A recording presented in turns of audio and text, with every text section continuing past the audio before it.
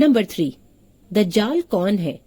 بعض علماء کے مطابق مدینے کے یہودی خاندان میں پیدا ہونے والا ایک شخص دجال ہے۔ وہ پہلے اسلام لایا لیکن بعد میں مرتد ہو گیا، یعنی کافر ہو گیا۔ اس شخص کا نام صاف ہے اور اس کی کنیت ابن سیاد یا ابن سائد ہے۔ ایک دن ابن سیاد نے حضرت ابو سعید خدری رضی اللہ سے کچھ باتیں کی۔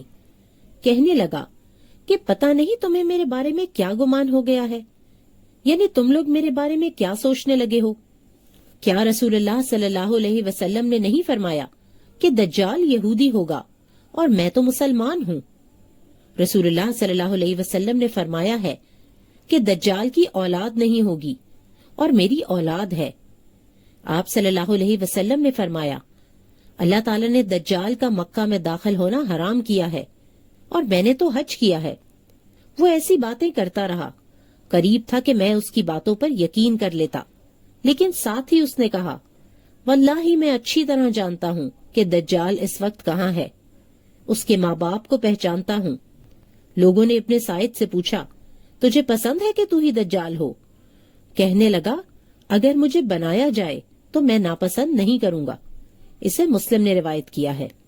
ابن سیاد ابھی بچہ ہی تھا کہ نبی اکرم صلی اللہ علیہ وسلم نے اس سے سوال کیا، کیا تو گواہی دیتا ہے کہ میں اللہ کا رسول ہوں؟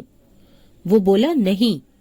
پھر ابن سیاد کہنے لگا کہ کیا تو یعنی حضرت محمد صلی اللہ علیہ وسلم گواہی دیتا ہے کہ میں اللہ کا رسول ہوں؟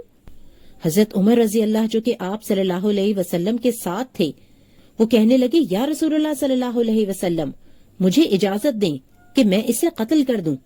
رسول اللہ صلی اللہ علیہ وسلم نے فرمایا، اگر یہ وہی ہے جس کا تجھے شک ہے، یعنی کہ دجال، تو پھر تو اسے قتل نہیں کر سکتا، اور اگر کوئی اور ہے تو اسے قتل کرنے کا فائدہ نہیں۔ اسے مسلم نے روایت کیا ہے۔ نبی اکرم صلی اللہ علیہ وسلم نے یہ اس لیے فرمایا کہ اگر وہ واقعی دجال تھا تو دجال کو صرف حضرت عیسیٰ علیہ السلام ہی قتل کریں گے۔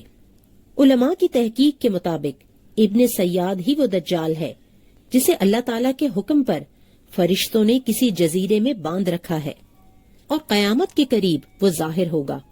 اگرچہ وہ مدینہ میں پیدا ہوا اور مکہ مکرمہ میں حج بھی کیا، لیکن بعد میں مرتد ہو گیا، اور جب وہ فتنہ پھیلانے کے لیے ظاہر ہوگا تو نہ تو مکہ میں داخل ہو سکے گا اور نہ ہی مدینہ میں، جیسا کہ نبی اکرم صلی اللہ علیہ وسلم نے فرمایا ہے۔